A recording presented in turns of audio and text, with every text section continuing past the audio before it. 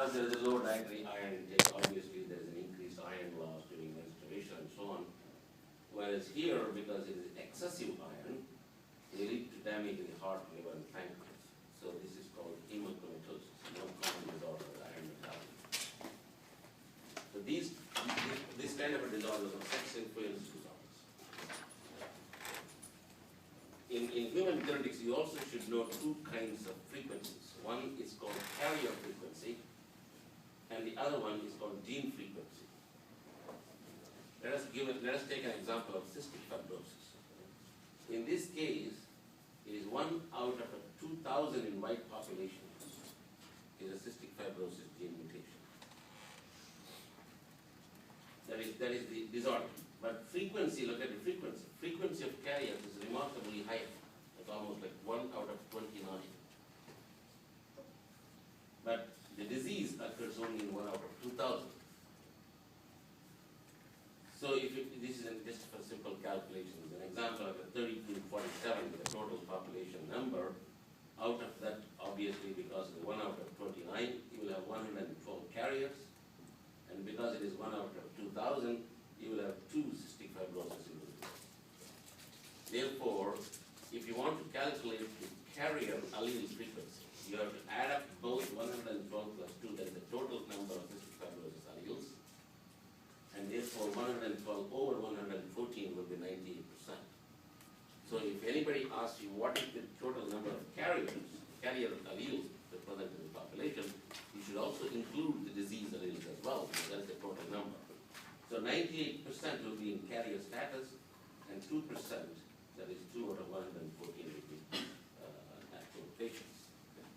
So these frequencies are important to know in human genetics. Consanguinity. This is average number of mutations. Any individual, if you take randomly human genome, with the random mutations, you will carry at least an average of 10 mutations per individual. I'll have 10, but the totally different 10 you have, and so on. And in general, half of them will be lethal and get eliminated because of the embryonic lethality. So only 5 mutations you will carry. Those and again, this is all rough estimates. These are not accurate estimates either. Therefore, because of this kind of a situation, even without having any known disorders, one will have a chance of increasing the so-called frequency of these alleles if they are both forms of carriers. And if consanguinous is on the top of that, it's going to increase much higher. But look at this. That has been usual consensus in consanguinous marriage in the past textbook. But now they have done studies, very large-scale studies, where they concluded it is not that different. In consanguinous marriages, you have a drama. The so-called lethal alleles and bad alleles are not going to tremendously increase. But the reason why I'm telling that is because if you have probability of getting one, if you have a consanguinous marriage, the difference is, if the probability of having a mutation and dependence is 1, it should be increased, let us say 1.2, or if it's drastically increased to 1.5, but that is not the case. It is only 1.005, something like that. So it is really insignificant. So initially people thought consanguinous marriage. If that were to be the case, as I told you, India has got almost like 60% consanguinous marriage. So over the past generations, everyone should have a mutant allele, and the whole country should be abnormal. But that is not the case. But that is what consanguinous marriages thought and concept has been revised in the past 10 years or something like that. Okay?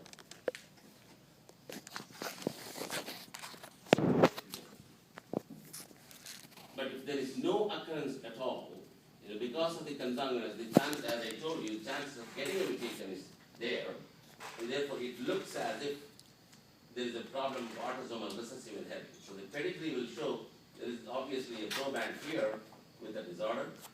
So consanguinous, that is because there is a mutation here, the carrier status is high, and therefore you think that as if it is autosomal recessive inheritance, and you may get them occasionally.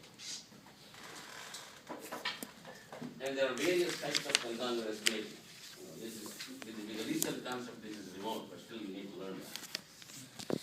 chances of consanguineous marriages, first cousins, double first cousins here, half first cousins, and then the first cousins once removed, it's just from one generation to the next, and second cousins.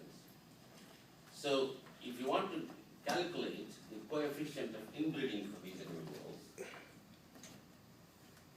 what you need to do is to know what populations possibly is cousin marriages. This is normal in the whole world. You may have about 1 out of 1,000 cousin marriages, but the frequency increases in different countries.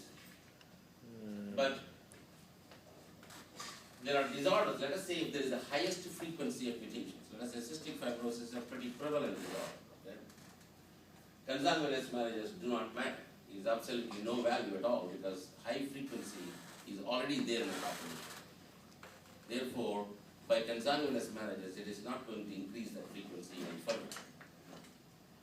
However, xeroderma pigmentosa, such genes may increase by 20% due to consanguineous marriages. Okay? But what I was talking about consanguineous marriages is the total number of spectrum of 3,000 macrosome genetic disorders. If you put all of them together, it becomes insignificant. But if you take each disorder individually, yes, sometimes consanguineous marriages will have influence. Okay?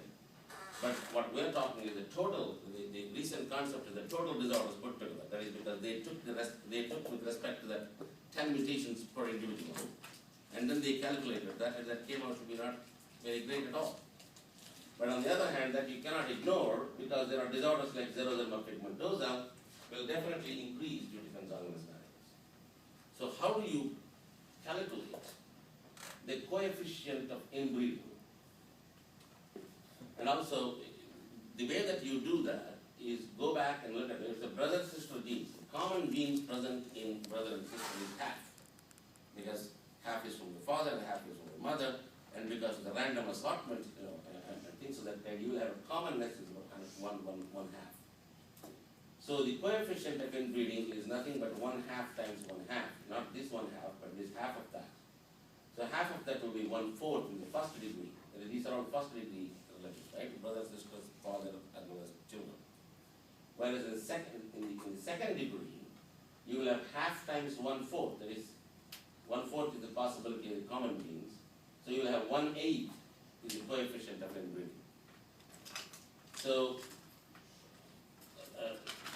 therefore, 1/8 of the homozygotes, that is, they receive both alleles in 1/8 of the time, and therefore the second degree will have 1/8, while the first cousins, if you go back to the previous slide, these are, oh, here it is. So this is a brother and sister now. So you've got these are the first cousins, and that's a consanguineous marriage. Okay? We're calculating what is the probability of this being homozygous. That's what the previous calculations are showing. So if you have a double first cousins, that is 1/8 is the total number of common alleles coming from the cousins, and coefficient of inbreeding, and which causes the homozygote alleles is 1/16. So if you have a first cousin question, you should say it is 1/16. So like that you can calculate by simply taking these numbers where common alleles are possible, whatever frequency of common alleles are possible from each generation, and then multiply that by half. That is because the probability is only half. And then you are going to get that so-called prediction value or the coefficient of inbreeding value, that is the possible frequency at which the homozygous condition will be there in the mutual alleles. Okay? So that is the way you should calculate. So that there will be a question based on these calculations. I'm already telling you, so you should be thorough with that exact numbers.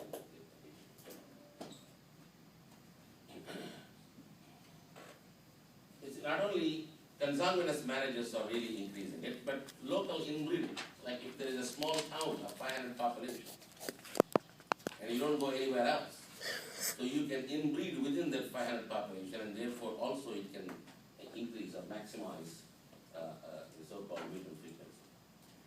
Okay?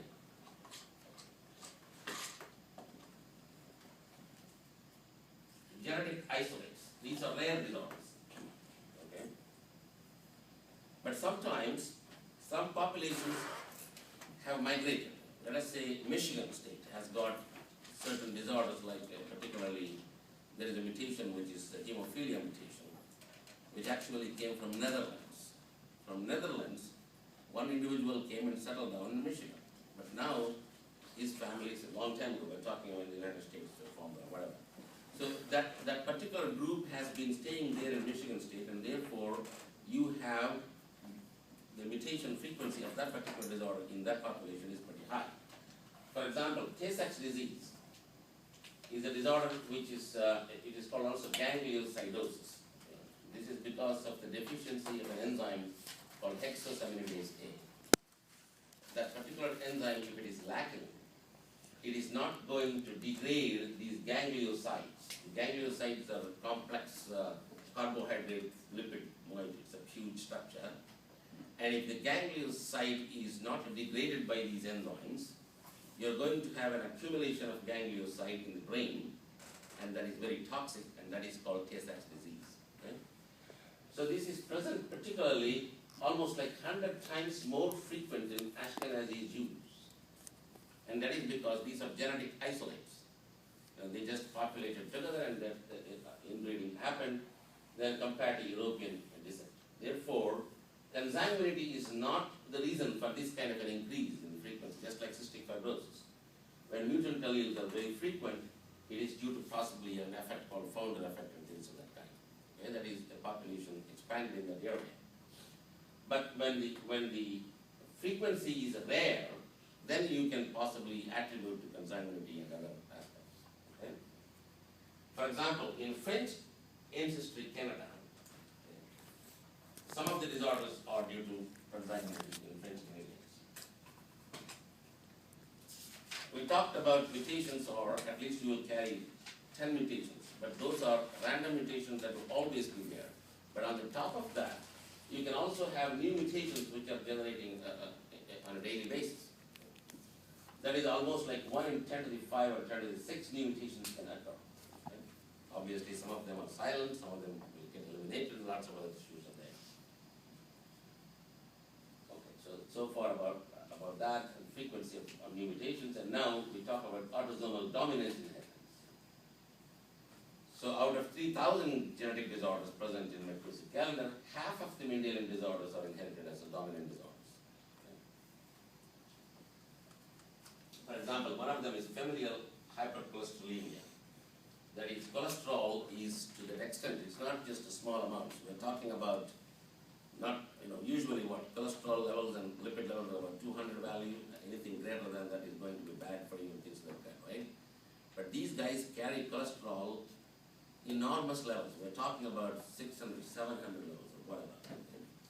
And therefore, literally, the hypercholesterolemic individuals can have cholesterol crystals. They form like nodules in the body. Okay? That's really tremendously bad. Okay?